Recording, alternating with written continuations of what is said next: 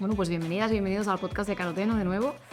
Hoy tenemos con nosotros a Begoña, que Begoña es doctora en filosofía, ¿no? Especializada en ética aplicada, ¿no? Al ámbito de organizaciones y tal. Y además es docente universitaria, ¿no? Fue profesora de Albert en un momento, por eso hemos llegado a ella. Y además es presidente del Comité de Ética de los Servicios Sociales, ¿no? Y vocal del Comité de Bioética de Cataluña. Bienvenida, Begoña. Encantada de estar Muchas con gracias vosotros. por venir. Bueno, te hemos traído un poco porque para poder contrastar contigo un poco los principios filosóficos en los que se basa, entre otras cosas, Caroteno, ¿no? Que sería como toda esta movida del altruismo efectivo y, bueno, como es el utilitarismo de Peter Singer y tal. ¿Tú estás familiarizada con esto? Sí. ¿Sí? Vale. ¿Qué opinión te merece? A mí, para empezar, la escuela utilitarista me parece una escuela muy potente, filosóficamente. Porque no únicamente desde los orígenes, no vamos a hacer clases de filosofía pura y dura, pero sí un poquito de referencia a...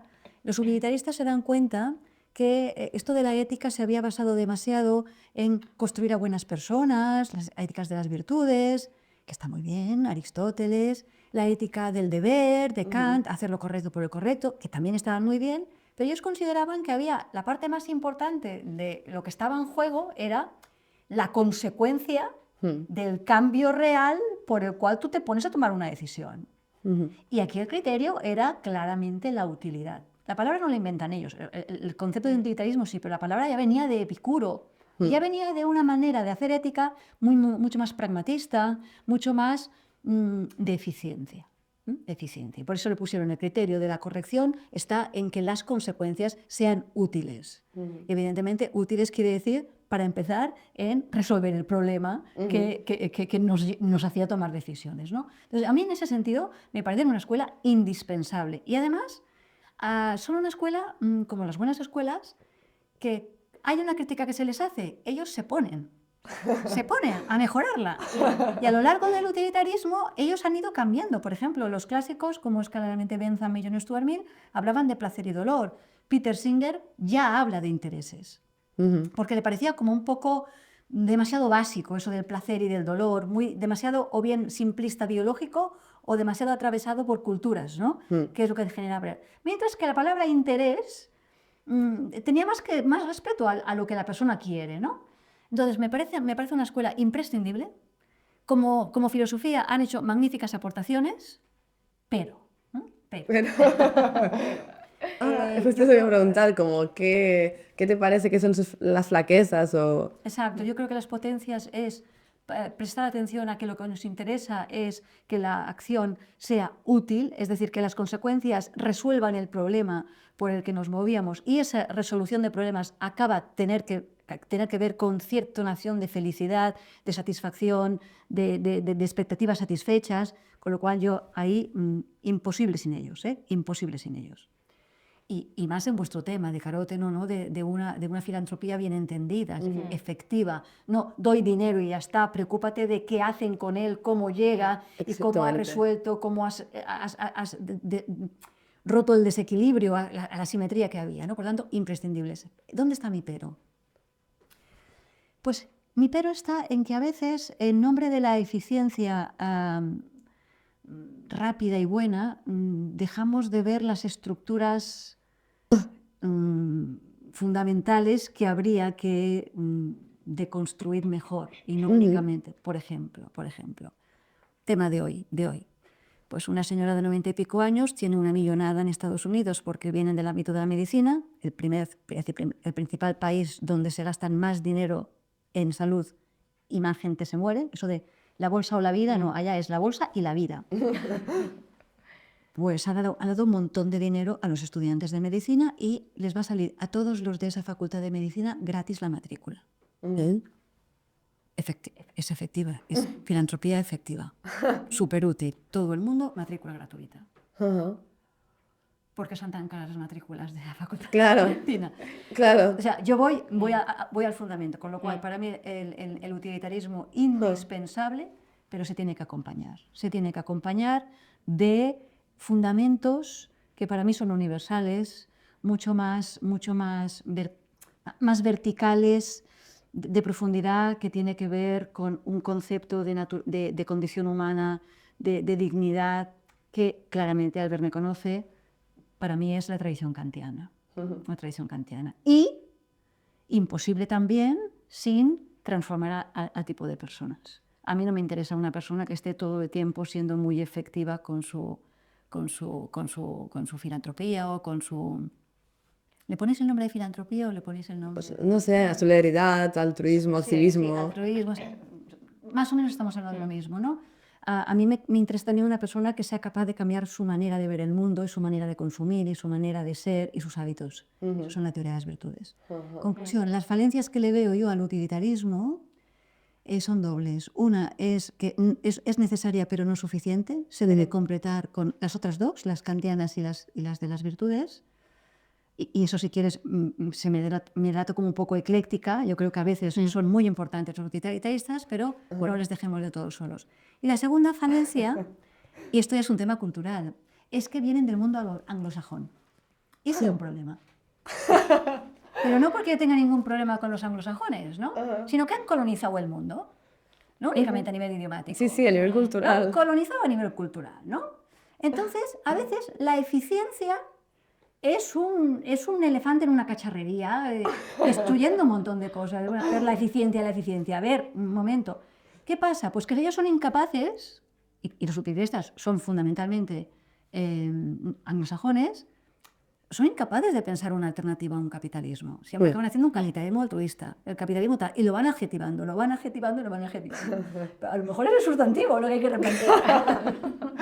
Claro, en el ámbito de la cooperación internacional, ¿cómo aplicarías esta crítica? Es decir, sería como, por ejemplo, esto, ¿no? Como, claro, vamos a resolver, pues, que en Nigeria haya gente pasando hambre sin los recursos mínimos, a proyectos, con donaciones, pero quizá el problema es estructural, quizá el problema profundo es que haya una estructura colonialista económica o el mismo capitalismo, y entonces que desde un utilitarismo no llegaríamos nunca a resolver el problema de base. En cooperación internacional sería algo así. Sería eso. Por ejemplo, Thomas Pogge tiene un concepto de justicia global. Él es alemán, pero es discípulo de John Rawls, que es, digamos, un liberal, ¿no? Pero claro, John Rawls viene de una teoría de justicia contractualista, donde los más aventajados por la lotería biológica tienen que compensar las desventajas de los menos aventajados, ¿no? Con lo cual, efectivamente, a lo mejor los utilitaristas estarían dispuestos a... Estos pueden ganar mucho dinero y les dejaremos que ganen mucho dinero porque gracias a que ellos ganan mucho dinero, les dejamos hacer toda la filantropía y el altruismo que quieran para luego mantener la pobreza que ellos generan con ese sistema. Claro, entonces los utilitaristas...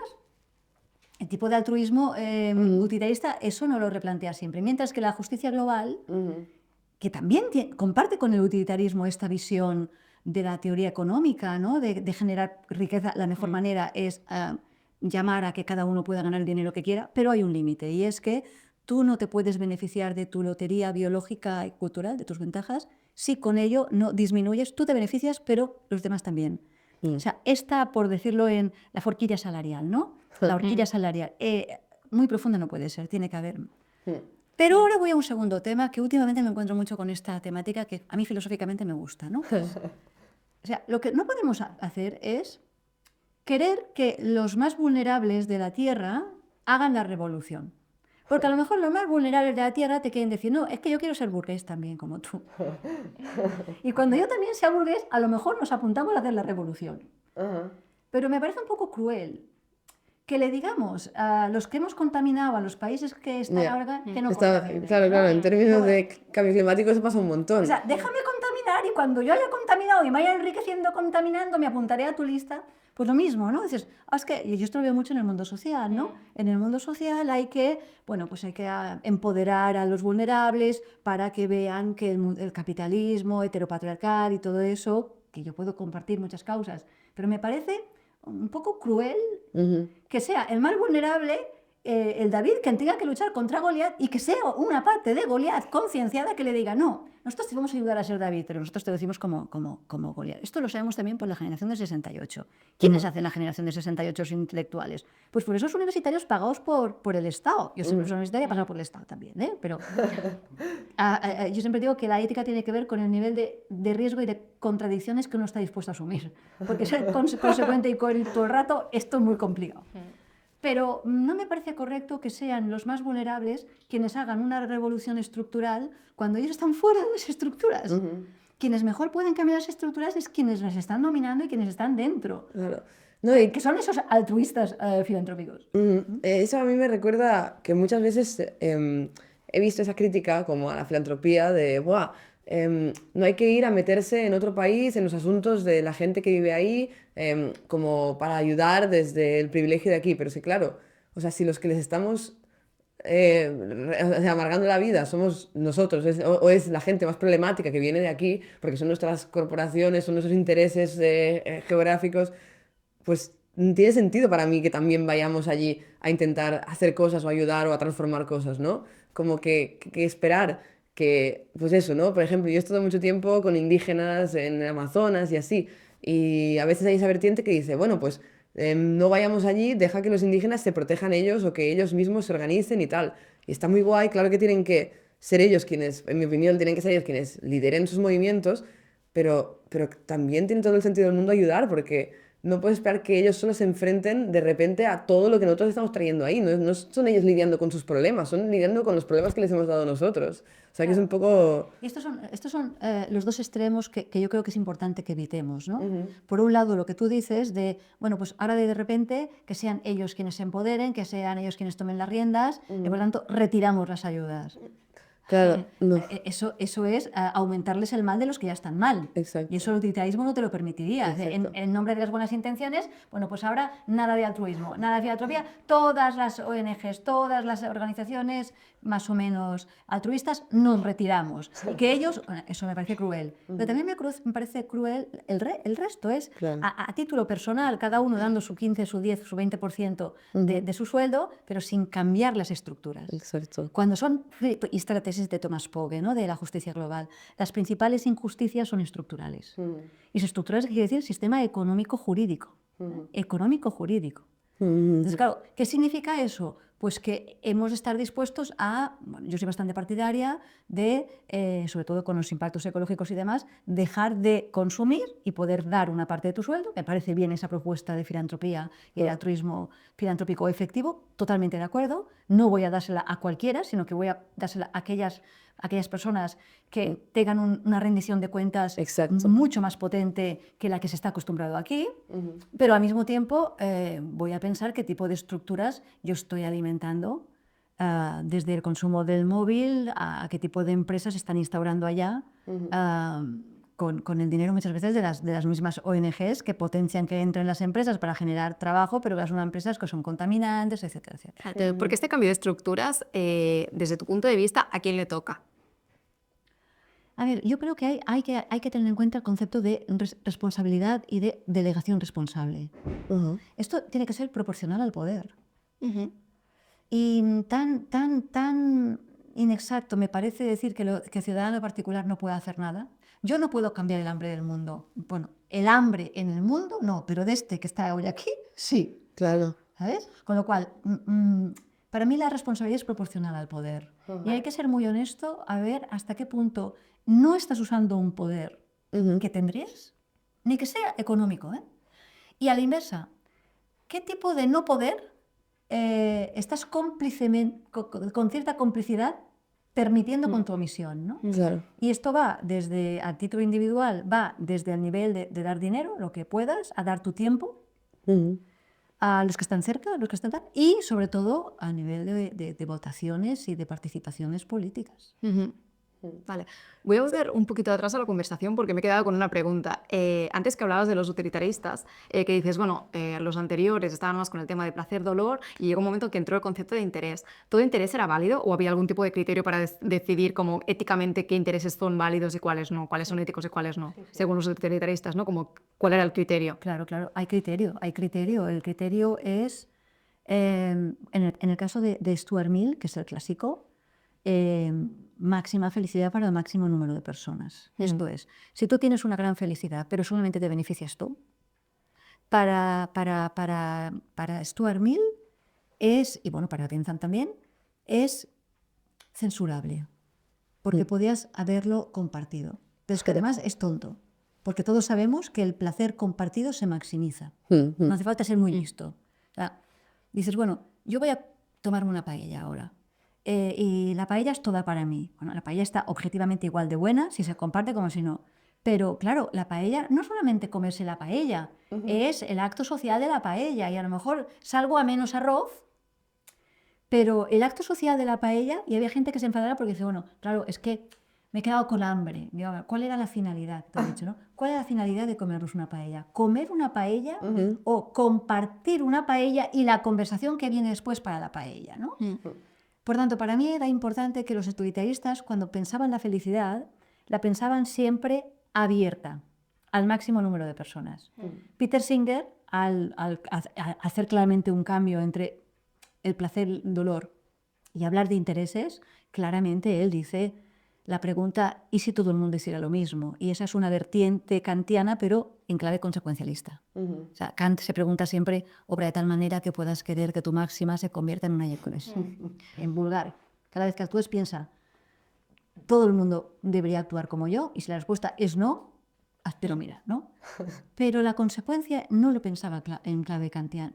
Y Peter Singer o Hale tienen un artículo muy interesante que se llama ¿Podría haber Kant sido un utilitarista? Y dice, sí. Simplemente había que darle la vuelta de tuerca de que no piense en la intención universalizable, sino en las consecuencias para el máximo número de personas. Con lo cual, el criterio es la universalizabilidad, la extensión lo mayormente posible de los beneficios que genera tu acción. Vale, porque, o sea, volviendo al ejemplo de la paella, ¿vale? Y interpelando al argumento este de si la felicidad se comparte, se maximiza. ¿Qué le dirías a un individuo que te viene y te dice, oye, pues yo la verdad es que prefiero 10 platos de paella y poder comer paella 10 días que compartir una paella un día con 10 personas? O sea, y para mí la verdad es que me hará más feliz los 10 días de paella, ¿no? Que el acto social que además me da ansiedad. O sea, creo que este argumento desde lo subjetivo es bastante, no sé, como refutable, ¿no? En plan, pues yo prefiero lo otro. Sí. ¿Cómo qué le diríamos a esa persona? Claro, Sonia, Sí. he hecho una cosa que me ha preocupado, que es, me da ansiedad. O sea, que te dé ansiedad los otros... Es que ya va mal la cosa, ¿eh? Te has delatado, te has delatado. Si no me hubiese dicho eso, el infierno son nosotros. Ya. Con lo cual yo ahí digo, me merece compasión. Porque no se come una paella a gusto compartiendo la paella, ¿no? Es más, yo que soy alicantina, la paella no se sirve, la paella se come de la paella. De la paella. Aquí la gente aprensiva se pone muy nerviosa y con la pandemia esto era todavía más, ¿no? Pero bueno, yo creo que esta persona, su experiencia hedonista, te dirían los utilitaristas, es pobre. Es pobre, porque... Claro, como que algo que podría aprender o que podría profundizar, ¿no? Que está limitándose a un rango muy, muy pequeño del placer, pero en verdad creo que justamente eso es lo que se le da muy bien, o sea, al capitalismo, a la lógica capitalista, que es como cortar esos lazos o esa empatía con el placer de los demás y conseguir que la gente quede reducida en este individualismo, ¿sabes? O sea, es muy frecuente realmente dentro del contexto capitalista gente que prefiera 10 Por paellas. eso lo he preguntado, porque es algo muy frecuente y que es muy, esto, ¿no? Como de la experiencia subjetiva es muy fácil que tú, por cultura y por el interiorismo, y el capitalismo interiorizado, justamente digas, pues la verdad es que yo prefiero lo otro. ¿Me vas a decir tú que mi criterio de lo que es mejor que el tuyo? ¿Por qué? Porque yo lo siento diferente, ¿no? Por eso, ¿no? Porque si lo que tú le respondes es que la verdad es que tu criterio es pobre, no sé si le vas a convencer, ¿no? ¿Cómo le convencemos a esa persona? Claro. ¿Qué le decimos a esa persona, no? Ajá, sin darle lecciones de moralidad, ¿no? Claro, Exacto. sin generar una reacción defensiva, ¿no? Por Sí, su parte. a mí no me gusta, no me gusta convertir la ética en moralina, me parece aburrido, ¿no? Pero sí que me gusta hacer pensar a la gente, ¿no? Hacer pensar a la gente, ¿no? Y no quedarse con la experiencia de hoy, porque a lo mejor tu experiencia es la narración sobre lo que te ha pasado. Y hasta que no tienes narración no tienes la experiencia. Con lo cual me gustaría escuchar a esa persona escucharla, de por qué ha llegado a esa vivencia, a esa experiencia de que tiene una cierta fobia social. O fuera de la fobia social, que ya nos podemos quedar más con el placer de acumular, Sí, ¿no? sí, sí, Como... el placer de no tener de compartir, la quiero toda para mí, ¿no? Y que no sienta el placer de compartir. Todo eso sin tener que llegar al extremo de, si te quedes con hambre, pedimos otra. O sea, que no es cuestión de pasar hambre, ¿eh? Pero sí que me gustaría escuchar su narración de su experiencia hedonista, ¿no? De por qué has llegado a esa experiencia, de qué te ha pasado para privarte de compartir el placer. Porque me parece que es una pérdida existencial. Con lo cual digo, yo lo que te quiero es dar algo. O sea, no te quiero reprochar algo, ¿no? Sino te quiero dar algo, que es, creo que tu experiencia la podrías ampliar. Podrías ampliar la experiencia haciendo una prueba. Y esto es muy utilitarista. No te voy a dar lecciones de urbanidad ni de moralidad. Vamos a hacer una prueba. Y tú me vas diciendo, ¿no? Un par de cosas os quería comentar. Una es, un antropólogo, se lo leí en algún artículo, hizo una experiencia muy chula en un país africano y puso unos niños a competir y les puso la típica competición de quién corre más, ¿no? No recuerdas en qué país era, ¿no? No recuerdo el país, ¿no? Y lo leí, pero me gustó muchísimo, siempre lo explico, pero no recuerdo el país, y el antropólogo lo explicaba, ¿no? Y yo, insensato de mí, con todo mi bagaje cultural, les dije, bueno, vamos a hacer un juego de competición de carreras, ¿no? Y quien gane se come la chocolatina, ¿no? Y cuando yo dé el tiro de salida, os ponéis a correr y quien llega a la meta primero se lleva la chocolatina, ¿no? Y cuando suena el tiro, los niños se cogen de la mano y salen todos corriendo gritando Ubuntu.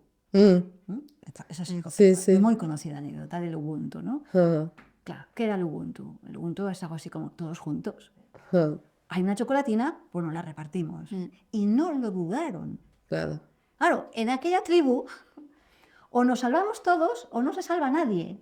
Y si se salva a alguien, se salva mal, porque se queda sin lo más apreciado, que es la tribu. Claro, exactamente. Entonces, el capitalismo nace con una antropología muy individualista. Esta es una anécdota interesante. Nos han inoculado tanto que primero yo, luego yo, luego yo. Y si hago con los otros, eso a base de contrato, porque los demás son dignos de confianza. Es más, mira, en inglés se dice leave me alone. Para que te dejen en paz te tienen que dejar solo. O sea, tenemos una relación mala con los otros, ¿no? Ese es un tema, una anécdota interesante, ¿no? Y la otra es el problema que tenemos en determinadas culturas con los vínculos. Y esto es el tema de nuestro tiempo, ¿eh? Los sociólogos, Bauman, Sennett, pero la mayoría de los fenomenólogos han criticado a Descartes por eso de yo pienso, luego existo, y primero yo, y luego el contrato, y voy a los otros. El individuo es una microinstitución social. No somos sin lenguaje, y nos lo han dado. ¿Qué pasa? Que en nuestro mundo contemporáneo vivimos el que alguien te dé algo como estar en deuda. Con lo cual, a mí que no me dé nada porque es como un regalo envenenado. Es que es de verdad, ¿eh? Pero eso es muy occidental, porque yo viajando me he encontrado todo lo opuesto muchas veces. La hospitalidad, ¿no? Claro, y que muchas culturas, o sea, eso, ¿no? Yo viajando por Senegal, por ejemplo, siempre me lo decían, como que tú vayas a visitarles y te quedes con ellos y ellos te den la comida y te den donde dormir, es un regalo para ellos, como que ellos se sienten en deuda contigo porque tú estás yendo a visitarles, que es como lo más valioso, ¿sabes? Sí. Y simplemente también lo he visto mucho incluso en Occidente, como ese placer o esa felicidad olvidada de la generosidad, porque claro, yo muchas veces, como viviendo sin dinero, le doy a la gente la oportunidad de compartir o de ser generosa, ¿no? Pues llevándote en autostop, por ejemplo, y de repente te encuentras con la gente occidental sorprendida como de ese placer, ¿no? De ¡guau! ¡Qué guay! ¡Qué bien me estoy sintiendo! ¡Qué bien me lo estoy pasando! Porque nunca tienen la oportunidad de experimentar esa generosidad, que es mucho mejor la mayoría de veces que el que te den algo, ¿sabes? Sí. Los comunitaristas, lo que el dinero no puede comprar, ¿no? De Michael Sandel, hablan de que una sociedad tan individualizada acaba rompiendo los vínculos de solidaridad, los vínculos de sentirse que hoy por ti, mañana por mí, ¿no? En ese mismo artículo del antropólogo explica otra anécdota que es también cultura occidental, ¿no? Y a mí, aquella anécdota, la primera me te saca la sonrisa, ¿no? Pero la segunda me hizo pensar mucho más. Digo, ¿cómo hubieses reaccionado tú, no? Es un jesuita que ve a una persona en la calle muy mal, ¿no? Y se ocupa de él, desde su ética cristiana, se ocupa de él, lo lleva a un hospital, está muy enfermo, lo recupera y demás, y cuando ya la ha recuperado, bastantes días con él, lo ha recuperado y ha recuperado su salud. Entonces, la persona, el anterior enfermo, va un día a casa del jesuita y el jesuita le abre, estaba celebrando con sus amigos una cena o así, y le hace pasar, ¿no? Y dice, me alegro mucho que vengas a verme, qué alegría, qué bien te encuentras. Y entonces dice, bueno, no es que no vengo a visitarte, vengo a quedarme, ¿no? Y el jesuita se queda así diciendo, ¿cómo que a quedarte? Hombre, no abuses de mi hospitalidad, ¿no? Dices, no, yo no abuso de tu hospitalidad. Si tú te tomaste tan en serio mi vida y te preocupaste porque yo no tuviera donde caerme muerto, ahora que estoy vivo, ¿para qué me mantienes en vida si ahora me sueltas? Ajá. Me chocó un montón esa anécdota. Porque es, ¿para qué? ¿Para quién me ha salvado? Claro, eso me pareció, digo, esto nosotros... Está muy alejado de la lógica occidental un montón. Pensaba que te importaba, ¿no? Pensaba que te importaba, ¿no? Y esta mañana hemos tenido un par de días de congreso. Yo hago un congreso junto con mi amigo José María Esquirol, que se llama Filosofía y Salud Mental, ¿no? Entonces vienen psiquiatras, psicólogos, filósofos, educadores sociales, muy interdisciplinar. Y ha venido en primera persona una persona que ha sufrido un trastorno mental y decía, claro, yo entiendo que vosotros generéis el vínculo terapéutico, pero al mismo tiempo que generáis el vínculo terapéutico, no nos dais el teléfono. Es raro, ¿no? Porque cuando alguien genera vínculo, lo primero que hace es dar el teléfono. Y él dice, yo no en mi vida llamo a una terapeuta, pero el día que me dio su teléfono, dije, esto va en serio.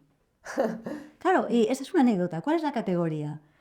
Pues eso, que nos tomamos en serio ayudar a la gente, pero yo te ayudo, pero, ¿sabes? Ya, es que es muy diferente, creo, como el ayudar desde lo individual, de, vale, yo soy un individuo separado y te ayudo porque, bueno, tengo unas buenas intenciones o tal, que el hacer comunidad o tribu o el hacer lazo, que es como una perspectiva súper diferente, que es como hacer parte de un organismo, ¿no? Como, no sé, eso, yo pienso mucho siempre en el enfoque de Epicuro, ¿no? Que no creo que la cuestión fuera el placer o el dolor, sino sobre todo la amistad o esa comunidad, ¿no? El hecho de que trajera a la gente al jardín y estuvieran ahí viviendo. Claro. Como que esto sí que es como, no sé, para mí esa es la manera ideal de ayudar en general, pero... No, y de hecho es esta mentalidad, la filosofía sí ha cambiado algo en los últimos, te diría, 20 años, que en los últimos 50 años en filosofía ha habido muchísimo, bueno, sale sale John Rawls criticando el gran utilitarismo, ¿no? Y sale la teoría de justicia de Rawls. Pero los últimos 20 años, de los 50 que hace que se publicó Rawls, es la ética del cuidado. Y la ética del cuidado pone en el centro la interdependencia. Y eso es el gran cambio cultural, ¿no? El gran cambio cultural. Y una pregunta, tú a nivel personal, como estás en un comité de bioética o de la seguridad social y también de bioética, como, o sea, ¿qué es lo que te ha motivado a ir en esa dirección? Como, ¿cómo eliges un poco como de todo lo que puedes hacer o cómo ayudar? Como, ¿por qué has elegido esto? ¿O qué? Esa pregunta es liberal. Tú lo eliges todo. No, a veces te eligen a ti. Te encuentras.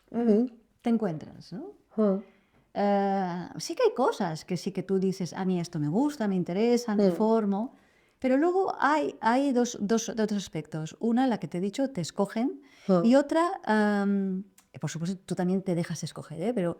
Pero hay otra que tiene que ver con factores de impredecibilidad, factores de suerte, ¿no? Y ahora os explico mi anécdota personal. Yo estoy estudiando filosofía y siempre me gustó el ámbito de la ética, siempre, siempre.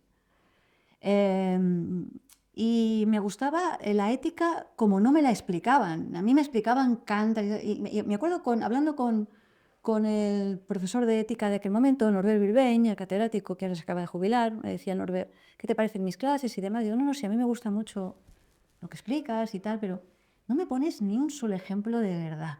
Ajá. O sea, son todo teorías que están muy bien, pero esa gente estaba pensando su tiempo. Ajá. O sea, Aristóteles es un meteco que no le dejan comprar el terreno, que sabiendo que lo de Platón es demasiado y que el cuerpo es el cuerpo y dicen bastante, llama bastante más que el mundo de las ideas y Kant está pensando en cómo creo una Europa y en cómo genero una ética universal, pero que no acabe siendo la moral religiosa que se imponía. Yo me hubiese gustado, dos cosas le dije, ¿no? Por un lado, que me explicases que todo filósofo está pensando a su tiempo. Y por tanto que está totalmente hasta el cuello del problema y pensando una solución normativa, ¿no? Y por la otra, me gustaría que me lo vincularas con los temas de nuestro tiempo. Exacto. Que me hablaras de qué me diría Kant hoy, cuando el otro día un amigo mío, delante de la clase de enfermeras, estaban haciendo la huelga de enfermeras.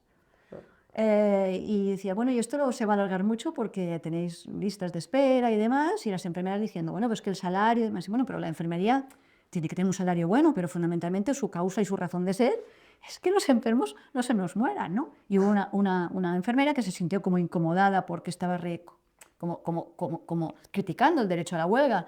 Y mi amigo decía, no, yo no te critico el derecho a la huelga, te critico que de buenas intenciones el infierno está lleno, que por mucho que te tengas el derecho a la huelga, si es indefinida la gente se va a morir. Y entonces la enfermera dijo, pues que se muera.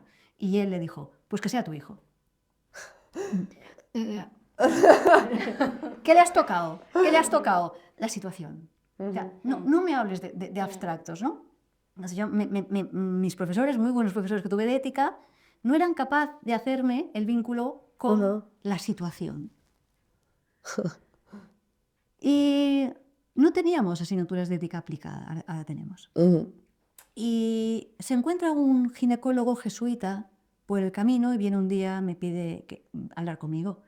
Y me dice, mira, voy buscando filósofos que estén interesados en trabajar con médicos. Y digo, ¿para qué? Y yo ya sabía que en Norteamérica estaba en ética animal, ya empezaba Ferrater Mora, empezaba a hacer cosas con Priscilla Kohn allá en Estados Unidos defendiendo la ética de los animales, que ahí los utilitaristas fueron un gran puntal. Peter Singer con el proyecto Liberación Animal, y sabía que Estados Unidos se estaba poniendo en marcha esto, pero no sabía que llegaría tan pronto Y se crea el primer comité de ética en Barcelona, jesuita ginecólogo. Entonces yo le dije, pero tú eres jesuita ginecólogo, y digo, ¿y tú eres de estos de Provida y todo eso? Dice, bueno, yo soy capaz de entender algunas situaciones en que la vida no solamente la de... Bueno, tuvimos una conversa larga con el padre Abel, Francesc Abel, que en paz descanse, y él montó el Instituto de Borja de Bioética y buscaba profesores de filosofía y nos apuntamos unos cuantos. Eso es suerte. Claro. Suerte. Claro. Es suerte, ¿no? Sí, sí. Y yo le estaré inmensamente agradecida y yo me encuentro con él con clases particulares de sentarme. Oye, ¿me puede explicar qué diferencia hay entre la poscoital y la abortiza? Y allá dibujándome cómo funciona una, cómo funciona otra, porque claro, eran temas muy técnicos que yo no sabía, ¿no? Por tanto, esta es abortista y esta no es abortista, ¿no? Esta lo hace dentro de esto y sabemos que hay este tiempo hasta que se fecunda y demás, ¿no? Entonces yo me doy cuenta que a mí esto me gusta, a mí esto me gusta. Y no me gustaba la angustia de tenerlo que tomar sola, ¿no? Te llaman, oye, ¿tú qué piensas de la reproducción asistida? ¿Tú qué piensas de la maternidad? ¿Qué piensas de la señora Obregón, ¿no? Y me daba cuenta que esto se tenía que hacer generando ágoras, espacios de deliberación. Claro. Y eso es un privilegio. Entonces ahí dices, yo quiero estar ahí, ¿no? Yo quiero estar ahí. Entonces hay factores de vocación, factores de interés, hay factores de suerte y luego dices, bueno, ya está. Ya más o menos está, pero te van llamando, ¿no? Y ahora me han llamado para temas de inteligencia artificial. Lo que en su día era tal, pues ahora son temas de inteligencia artificial. Y aquí me ves poniéndome al día con un GPT Store de 4 para 2 segundos, ¿no? Pues justo en algún momento te iba a hablar de esto porque una de las cosas de las que desde el altruismo efectivo se piensa bastante y es como difícil, ¿no? Es como qué peso se le da a los riesgos existenciales. Es decir, pues claro, dentro del utilitarismo es como, vale, priorizamos pues el bienestar de la vida, pongamos, o lo que sea, no sé cuál sea la prioridad. Si hay un riesgo de que acabe toda la vida en el planeta, pues automáticamente, ¿esto qué prioridad le tenemos que dar? le damos prioridad absoluta, pero claro, entonces descuidamos pues, lo que está pasando, ¿no? Y eso, ¿no? Pues principalmente desde pues, calentamiento global, la inteligencia artificial también es un riesgo existencial que se tiene en cuenta, ¿no? Y quería preguntarte qué opinabas tú de ese balance o de cómo... Sí, sí. Esta es una pregunta fundamental. Cuando Hans Jonas escribe el principio de responsabilidad, él puso en boga el principio de precaución. Y yo creo que la idea es buena, pero hay que, de hecho, se ha desarrollado más. El principio de precaución te dice que cualquier riesgo que ponga en peligro la humanidad sobre la Tierra, ahora que está de moda Oppenheimer, ¿no? Debiera no hacerse ningún avance hacia él, Claro, porque es desproporcional el riesgo, claro. ¿no? Entonces no deberíamos investigar la inteligencia Ahí artificial. estamos, ¿no? Entonces, claro, el principio de precaución es muy buena idea, aquello cuyo riesgo sea desproporcionado, no vayas por ahí, ¿no? Pero claro, el tema, os he dicho que para mí la ética se pregunta qué nivel de riesgo y de contradicción puede dispuesto a asumir. Esto es muy poco ortodoxo, ¿eh? Porque es qué nivel de riesgo. Es decir, yo asumo que vamos a trabajar con conocimientos limitados, con capacidad predictiva limitada. Ajá. Es un riesgo, y entiendo riesgo, probabilidad de peligro y medida preventiva para evitarlo. Mm. De lo que conocemos hoy, que sabemos que no conoceremos nunca todo. ¿Qué nivel de riesgo? Y en primera persona del plural, ¿eh? Estamos, no estoy. Porque claro, yo me hago un búnker, vaya, pueden poner Oppenheimer que quieras, yo me hago un búnker, ¿no? Pero de contradicción también. Porque yo creo que la coherencia es una cosa buena, la integridad es una cosa buena, pero a veces hay que lidiar con la vida. ¿Mm? Y la vida es, a veces es, luego os explicaré una anécdota, la vida es tener que tomar decisiones que generan unos riesgos, mira a ver el principio de proporcionalidad, y a veces vale la pena asumir un poquito de riesgo porque las ventajas son muy buenas. Entonces, Hans Jonas, cuando pone el principio de precaución, le compramos el principio de precaución. Bueno, si fuera por Jonas no volaríamos, porque la probabilidad de que caiga un avión y se mueran los que están arriba y los que están abajo, ¿vale? Pero tú sabes lo que hemos podido hacer gracias al avión, ¿eh? A los aviones. Claro. Con lo cual, la pregunta fundamental para mí es ¿quién hace ese cálculo de riesgos? Claro, ¿quién toma la apuesta al final, no? Exacto. ¿Quién toma la apuesta por la humanidad, ¿no? Y en el caso de la inteligencia artificial, Europa se ha puesto a pensar los riesgos y ha clasificado los riesgos en alto riesgo, a medio riesgo y poco riesgo. Y eso, en servicios sociales, hay que tomar decisiones de retirar a un niño recién nacido en el hospital porque la madre no está bien. Y no le podemos dejar al niño porque los ponemos a un nivel de riesgo muy grande porque ella no está bien, ¿no? Y entonces hacemos las retenciones hospitalarias. Y esa decisión la toma una trabajadora social. Y es horroroso. Ojalá no tuviera que tomarla nunca, pero entiende que hay que proteger al más vulnerable y le va a decir a la madre que vamos a ver si podemos hacer durante un tiempo, buscamos a una familia de acogida para que te podamos recuperar tus habilidades paternales y de autocuidado si puedas cuidar del niño, ¿no? Con lo cual, esa pregunta de quién toma esa decisión, yo soy partidaria de que a nivel mundial necesitamos más comités, donde se sopesen los riesgos. Y en este momento yo creo que la capacidad deliberativa a nivel mundial tiene mucho que desear. Tiene mucho que desear, ¿no? ¿Pero crees que con comités es como se podría solucionar? Porque a lo mejor esos comités sería... O sea, que no, claro, ¿cómo consigues que sean representativos? Claro. O que no sea, bueno, que muchas veces quienes acaban en los comités tienen un nivel de privilegio muy por encima de la media, por ejemplo. Entonces, claro, ¿cómo se hace esto, no? Sí, no, yo no creo que sea una cuestión de ahora de comité de expertos y comité de sabios, ¿no? Porque lo de sabios y los expertos, otra cosa, ¿eh? Pero sí generar espacios deliberativos de diferentes niveles y que vayamos pasándonos los mensajes, ¿no? Yo creo que a nivel... O sea, colectivizar un poco las decisiones, ¿no? Que no sea la trabajadora social, la persona individual la que diga, Exacto. Exacto. Entonces, la trabajadora social le ayudamos con una reflexión de, oye, pues cada vez que tengas que tomar una decisión, haz esto, piensa lo otro. Y si incluso así te encuentras muy angustiada, pues te recomendamos que puedas consultarle al comité, ¿no? Pero consultarle, porque la decisión la tomas tú, ¿no? Pero yo sí que creo que nos hace mucha más falta agoras de deliberación. No polarizada. Y la red puede ayudar mucho, porque te pueden meter, pero la red trabaja con un tiempo que no se casa bien con la deliberación. porque a mí cuando me hacen una pregunta, ¿cuánto tiempo tengo para dar la respuesta? ¿No? Yo tengo que preguntar y nunca lo pienso yo sola. Yo pienso eso y luego pregunto a personas que sé que no me van a dar la razón o que me interesa mucho su perspectiva, ¿no?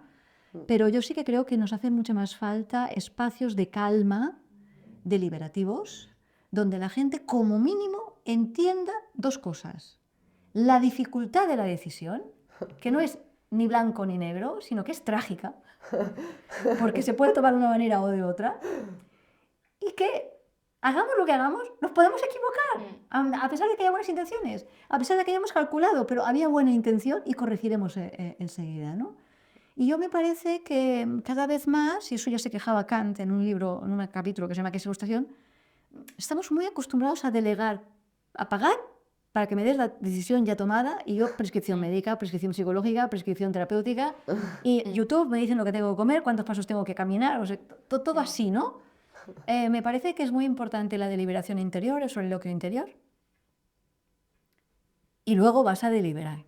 Y luego te vuelves al soliloquio interior. Vale. Voy a volver otra vez un poco atrás en la conversación porque me he quedado con la anécdota del jesuita y el señor que quería quedarse en su casa, ¿no? Porque de ahí quería preguntarte, o sea, tú has pensado mucho sobre ética en general, ¿no?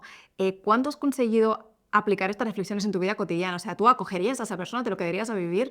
Y fuera de esto, ¿cómo aplica todo esto en tu vida, ¿no? O sea, ¿en qué cosas has conseguido romper y qué cosas seguir reproduciendo a pesar de la reflexión, ¿no? Para empezar, el otro día le preguntaba al administrador de la facultad una problemática ética y se me queda mirando y dice, pero la profesora de ética es tú. Vale. Yo soy profesora de ética, pero yo tengo un dilema moral ahora. Claro. ¿Y con quién tengo que hablar? El Kant está muerto. Yo tengo que hablar con alguien, ¿no? Tengo que hablar con alguien, ¿no? Entonces, evidentemente llamo a mi amigo Ángel Pujol de la Autónoma y digo, Ángel, ¿esto cómo lo ves tú y tal, ¿no? Pero sí que es verdad que a mí me ayuda mucho la filosofía, me ayuda mucho en muchos temas, ¿eh? Los conocimientos de ética te ayudan en la toma de decisiones, ¿no? Por tanto, por un lado, sí que diría que no que soy buena persona, porque creo que eso no lo puedo decir yo. Y que además en cualquier momento puedo hacer una acción deshonesta y deshonrada y me gustaría que me lo dijeran, ¿eh? Pero a mí sí que me ha ayudado a tener alguna serie de herramientas que he ido leyendo de filósofos para tomar mejores decisiones. Pero no yo solamente como profesora de ética. Mis colegas que son estudiosos de la filosofía, creo que todos diremos que la filosofía nos ha ayudado mucho existencialmente. Y te transforma.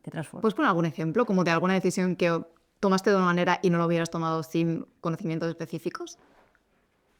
Sí, las muertes de mis padres. Para empezar, ¿no?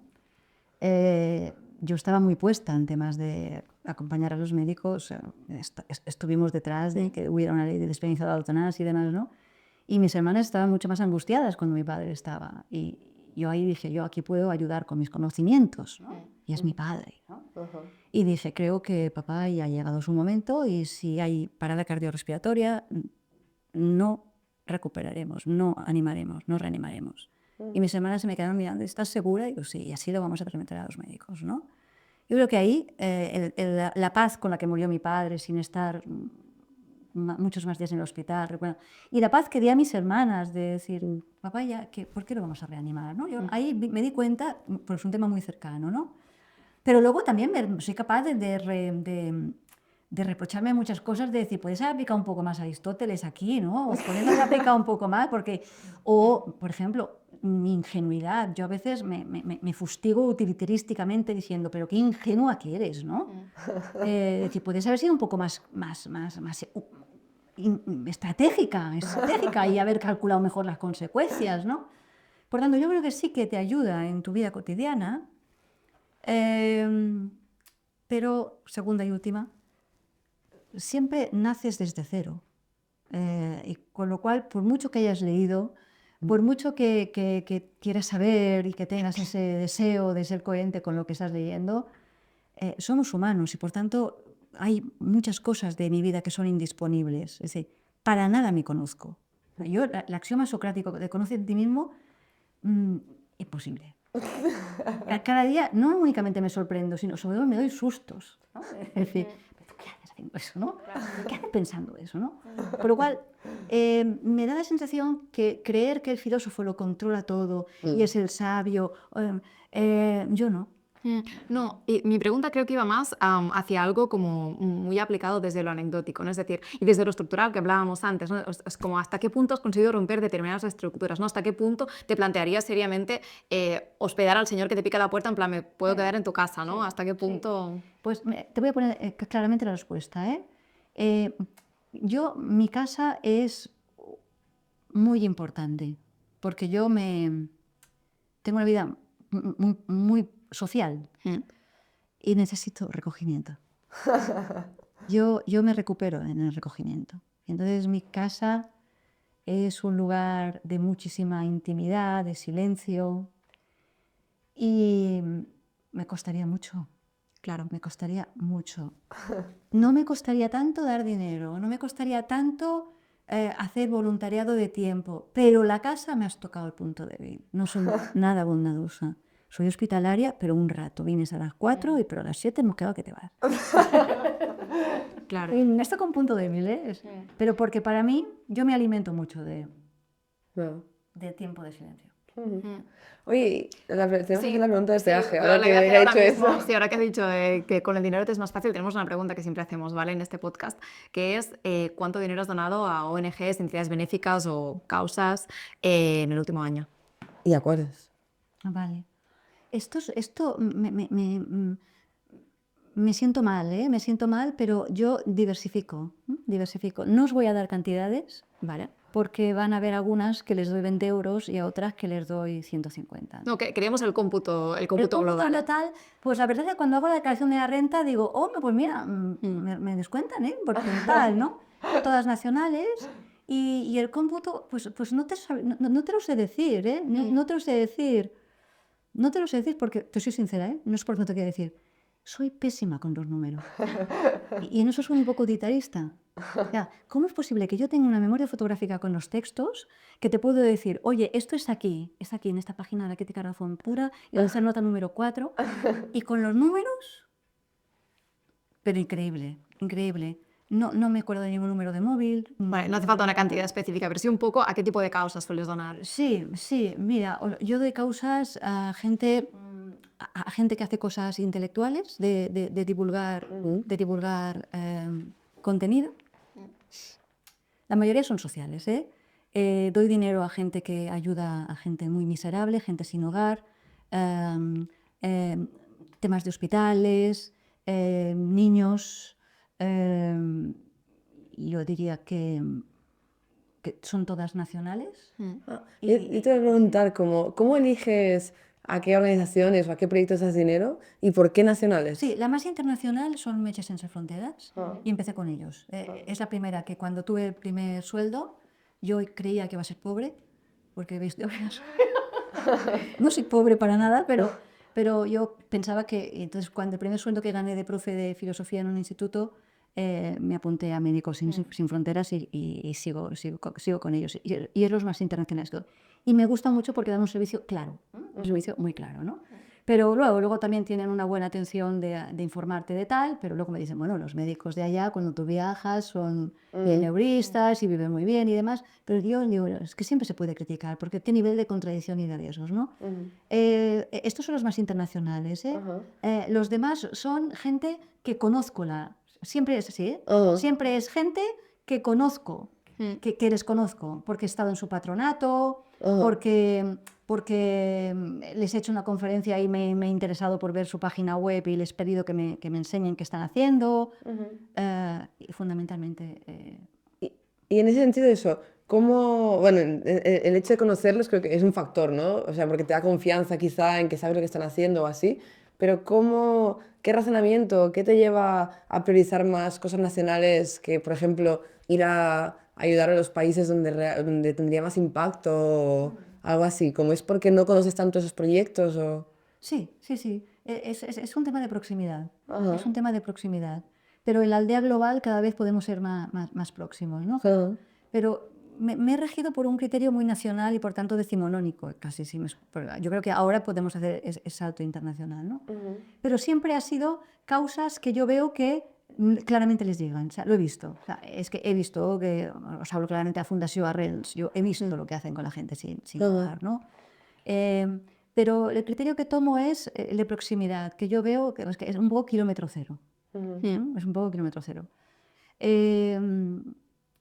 Otras veces sí que soy más partidaria de dar mi tiempo, pero cualitativo. O sea, mi voluntariado es intelectual. Hago formaciones, hago conferencias gratis.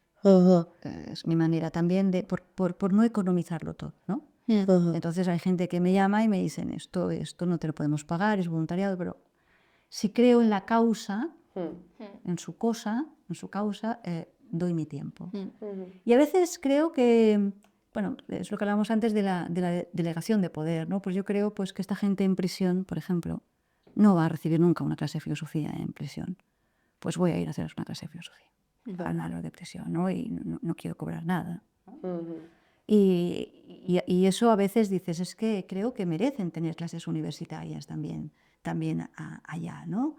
O dar mi tiempo, yo creo que todo el mundo puede dar de comer, ¿no? Pero yo puedo darles otra cosa, ¿no? Y a mí me gustó, esto me lo enseñaron en la Liga Oncológica, gente voluntaria que ayuda a personas con cáncer. Conocí a un abogado que me tuvo una conversación muy agradable. Y yo le dije, ¿usted qué hace aquí? Y dice, bueno, pues que yo he perdido a mi hija y yo soy abogado. Y digo, ¿y usted es voluntario? Y digo, ¿y qué hace usted de voluntario? Y dice, pues yo hago un voluntariado útil. Dice, yo soy abogado y vi lo que mi hija sufrió con las bajas laborales.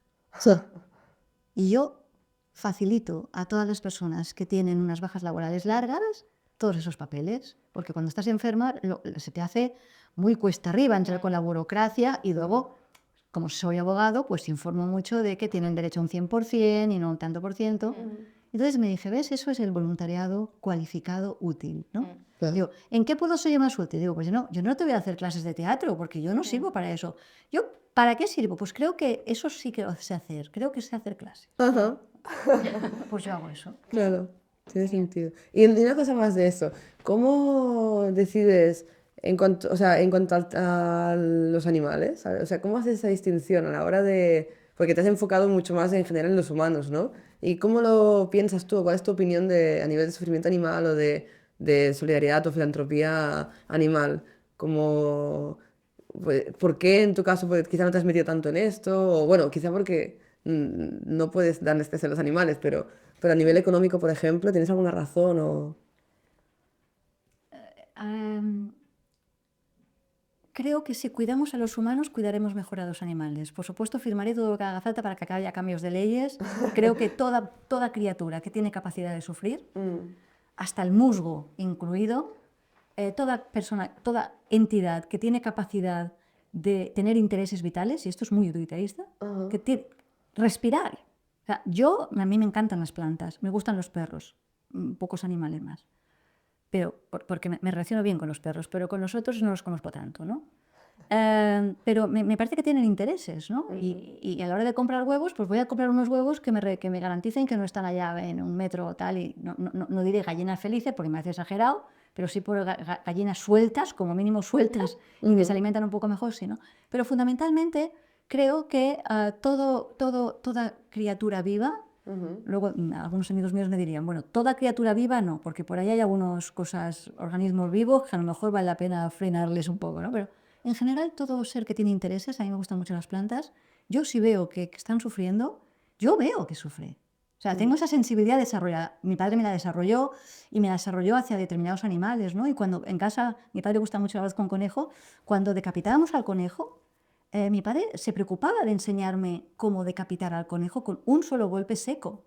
Y mi hermana se escandalizaba y decía, ¿pero cómo te puedes quedar mirando cómo decapita? Y digo, pues que luego no lo comemos. Y es proteína animal. Y mi hermana decía que no se podía comer el conejo porque el conejo era el que estaba allá al lado, porque tenemos un corral con conejos y gallinas, ¿no?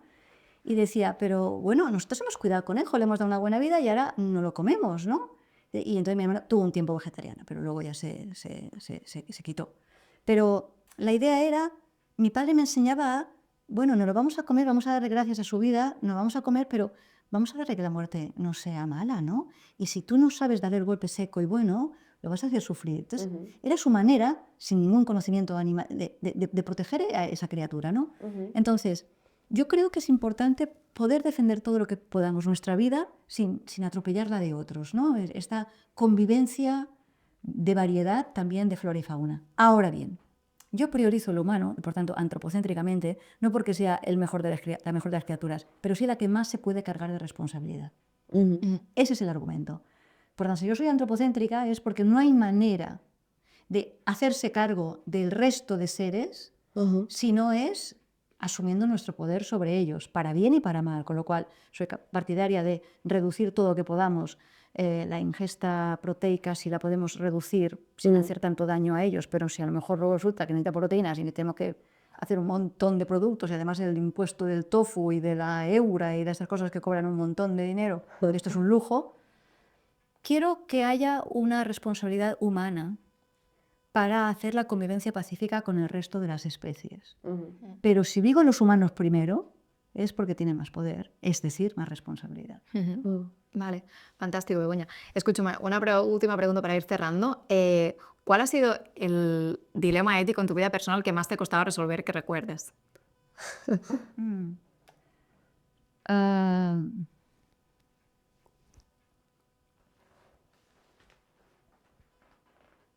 Seguramente me lo has planteado como dilema, ¿no? Me lo has planteado como dilema. Y eso es como un poco antes, ¿no? ¿Qué decisión tomo? No era tanto la decisión que tomé como la decisión que tuve que llevar a cabo, ¿sabes? O sea, no me costó tomar la decisión, pero sí me costó llevarla a cabo, ¿no? Sí, tiene que ver con rupturas sentimentales. Porque haces daño a gente. De amigos y de pareja. Vale, pues pasamos al juego. Vale, sí, siempre al final del podcast acabamos con un juego que es diferente cada vez, ¿vale? Y en tu caso, el juego de hoy será el siguiente. Ya que hemos estado hablando de, pues bueno, filantropía y demás, vamos a imaginar que diferentes filósofos tuvieran que donar una gran cantidad de dinero o gastarla o usarla de algún modo, ¿no? Y pues como profesora de ética te voy a preguntar a ver que especules cómo crees que lo gastarían, ¿vale? Entonces yo te digo, pues este filósofo, y tú me dices cómo te imaginas que gastaría, donaría ese dinero o qué haría con él, digamos, con una intención, pues bueno, con su buena intención, ¿no? Digamos. ¿Te parece bien? Sí. Muy bien. Bueno, empecemos por Epicuro. Epicuro abría la puerta del jardín. Epicuro no daría dinero porque él era antisistema. Epicuro abriría la puerta del jardín y compartiría casa. Era la hospitalidad. ¿Y qué haría con el dinero que le han dado? Porque de repente le han dado... le han dado dinero, ¿no? Claro, le han dado ese dinero. Le han dado Bueno, dinero. sí, Pues sí. yo creo que haría una fiesta y le invitaría a mucha gente. Sí, seguramente. Sí, Daría, o sea, daría en su casa, ¿no? Daría en su casa y no como el anfitrión, sino como vamos a compartirlo, ¿no? Y lo celebraría en el jardín sin grandes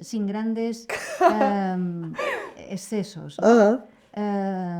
Y por tanto sería comedido y a lo mejor prudencial y diría, bueno, pues vamos a hacer 2 o 3 fiestas y no lo pudimos todo. Yo creo que Epicuro sí que seguramente se gastaría todo el dinero en varias fiestas, proporcionadas y moderadas, no una que lo peta,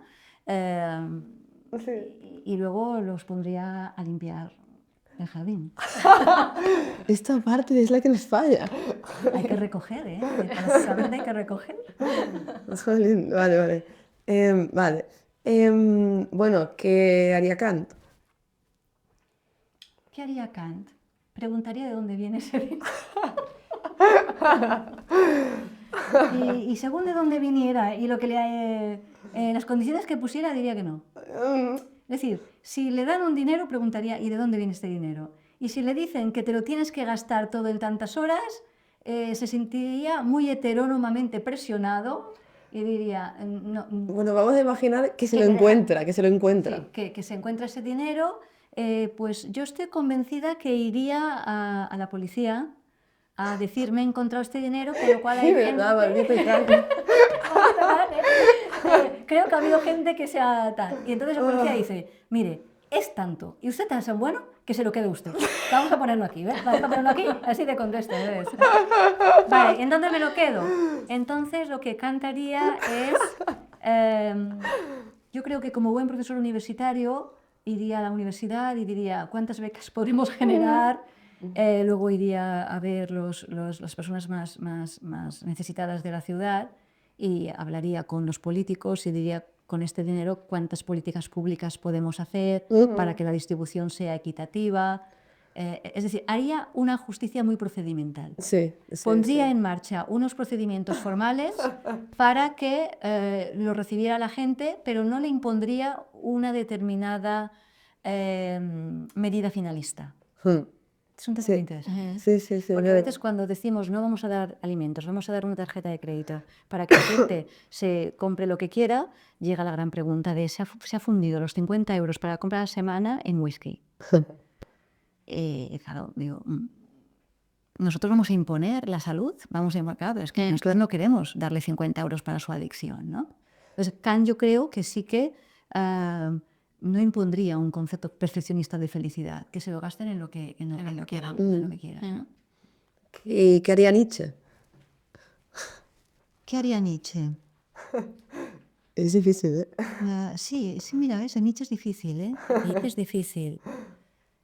Odiaba la filantropía. No se dedicaría a ayudar a los pobres porque para él los pobres están allá por falta de... Pues a lo mejor creo que haría una escuela. Había una escuela de superhombres. De Ibamensch, hombres en persona. Sí. Seguramente había una escuela en la que las personas tuvieran la posibilidad de deconstruirse, porque de pensar, de retirarse de la vida del trabajo, de la vida utilitarista. Haría una especie de un poco de jardín epicúreo, pero con el ánimo de deconstruirlos.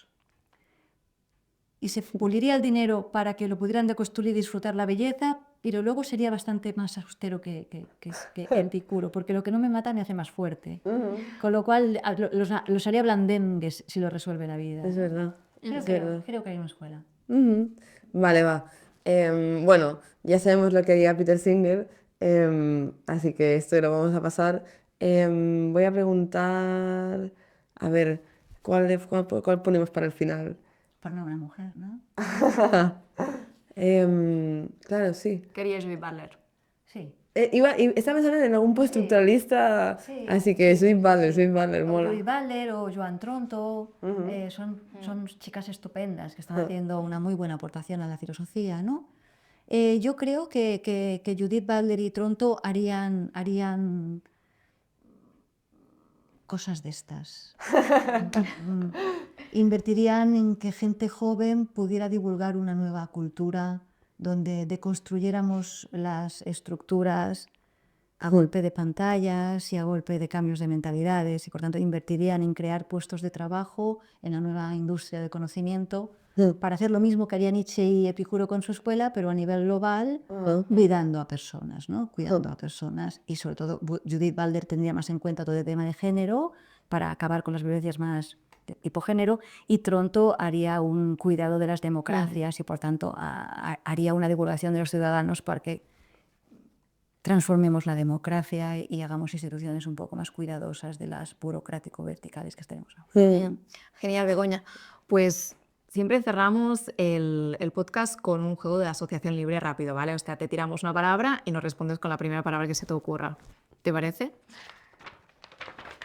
Es decimonónico freudiano, ¿eh? Pues sí. Vale, zanahoria. Me encantan. Esas son 2 palabras, pero te lo contamos. Conviví con conejos, me gustan. Ahora sí, conejos. Vale, ONG. Cambios. Filosofía. Preciosidad. Privilegio.